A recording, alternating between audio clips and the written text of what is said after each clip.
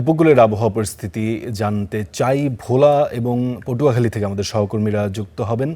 শুরুতেই পটুয়াখালীতে সহকর্মী আব্দুস সালাম আরিফ আমাদের জন্য অপেক্ষা করছেন, তার সঙ্গেই যুক্ত হতে চাই।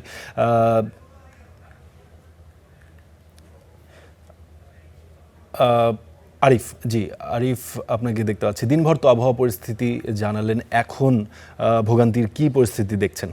ফারদিন, আপনাকে ধন্যবাদ।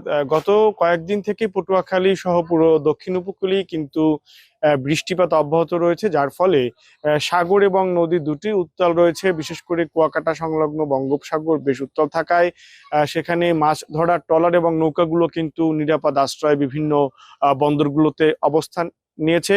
এবং এখানকার যে পরিস্থিতি সেটা হচ্ছে যে, যদি বলি যে বন্দরগুলোতে যেমন নৌকাগুলো নিরাপদ আশ্রয় নিয়েছে, পাশাপাশি পটুয়াখালী শহরেও কিন্তু এই বৃষ্টির কারণে জলাবদ্ধতার সৃষ্টি হচ্ছে বিভিন্ন জায়গায়।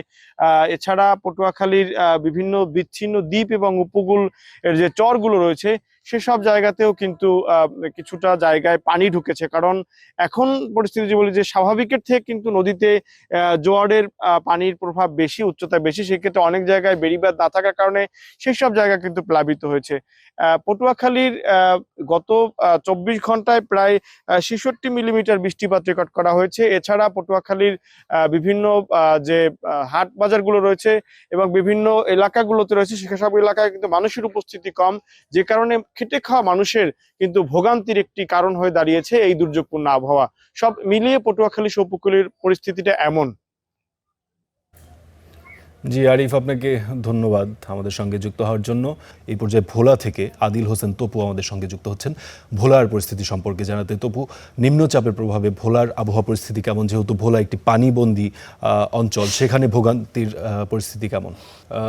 ফারদিন, বঙ্গোপসাগরে সৃষ্ট লঘুচাপের প্রভাবে নিম্নচাপ সৃষ্টি হয়েছে এবং সেই নিম্নচাপের প্রভাবে কিন্তু উপকূলীয় জেলা ভোলাও কিন্তু গত দুদিন ধরে গুড়ি গুড়ি বৃষ্টি, কখনো কখনো ভারী বৃষ্টিও হচ্ছে, আবার কখনো কিন্তু রৌদ্র দেখা যাচ্ছে।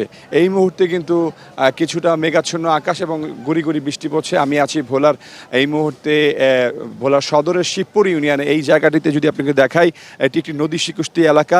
এই নিম্নচাপের প্রভাবে নদীর পানি কিছুটা বৃদ্ধি পেয়েছে, ফলে এই শিবপুরের এই পয়েন্টটিতে কিন্তু ভাঙন ঝুঁকির মধ্যে রয়েছে।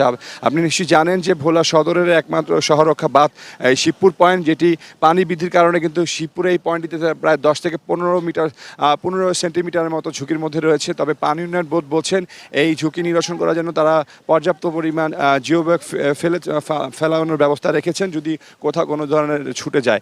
অন্যদিকে চরাঞ্চলের কথা যদি বলি, যে চরাঞ্চলগুলো পানি বৃদ্ধির কারণে কিন্তু সেসব জায়গায় প্লাবিত হয়, বিশেষ করে ঢালচর, মদনপুর থেকে শুরু করে রাজাপুরের বেশ কিছু পয়েন্ট, এছাড়াও মনপুরাও বেশ কিছু ইউনিয়ন রয়েছে, কলাতুলি, সেসব জায়গায় কিন্তু পানি বৃদ্ধি পাওয়ার কারণে কিন্তু এসব জায়গায় সমস্যার মধ্যে পড়ে। আমরা একটু স্থানীয়দের সাথে একটু কথা বলতে চাই।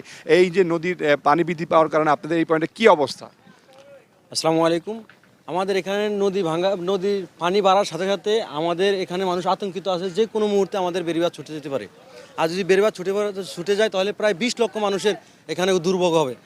ইদানিং গতকালকে রাত্রেও প্রায় বাতাসের কারণে আমাদের মা বোনরা রাত্রে ঘুমাতে পারে নাই। নদীর গর্জনে তারা সবাই আপনার ওই যে সাইক্লোন সেন্টারে সবাই সেখানে অবস্থান করছে।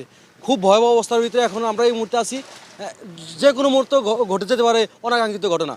আমরা শুনছিলাম এখানকার স্থানীয় কথা যে নদীর যে গর্জন, সেই গর্জনের পানি যদি বৃদ্ধি পায় তাহলে এই ধরনের ঝুঁকির মধ্যে বাড়তে পারে। অন্যদিকে যদি বলি নৌপথের কথা, এই মুহূর্তে ভোলা লক্ষ্মীপুর সহ বেশ কয়েকটি পয়েন্টে, আলেকজান্ডার, হাতিয়া থেকে শুরু করে বেশ কিছু পয়েন্টে কিন্তু নৌ চলাচল বন্ধ রাখা হয়েছে এই সিগন্যালের কারণে। যদি সিগন্যাল বাড়ে তাহলে এটি আরও বৃদ্ধি পাবে এই লঞ্চ চলাচল বন্ধ। তবে ঢাকা ইলিশা রুটে লঞ্চ চলাচল কিন্তু স্বাভাবিক রয়েছে, সেখানেও সিগন্যাল বাড়লে সেই রুটের লঞ্চ চলাচল বন্ধ রাখার ঘোষণা দিয়েছে।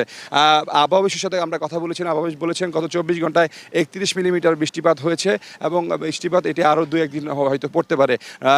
বিশেষ করে ভোলার মৎস্য অফিসের সাথে কথা বলেছিলাম, এই সময় উপকূলে কিন্তু জেলেরা সবচেয়ে ঝুঁকির মধ্যে থাকে।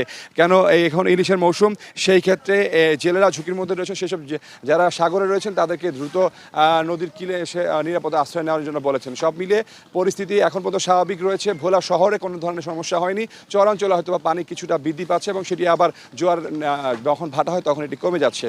তো সব মিলিয়ে এখন পর্যন্ত ভোলার পরিস্থিতি স্বাভাবিক রয়েছে। ফারদিন, এই ছিল ভোলা সদর থেকে। জি, তবু আপনি ভোগান্তি সম্পর্কে জানাচ্ছিলেন এবং সব মিলিয়ে এখন পরিস্থিতি স্বাভাবিক আপনি বলছেন। আপনাকে ধন্যবাদ আমাদের সঙ্গে যুক্ত হওয়ার জন্য।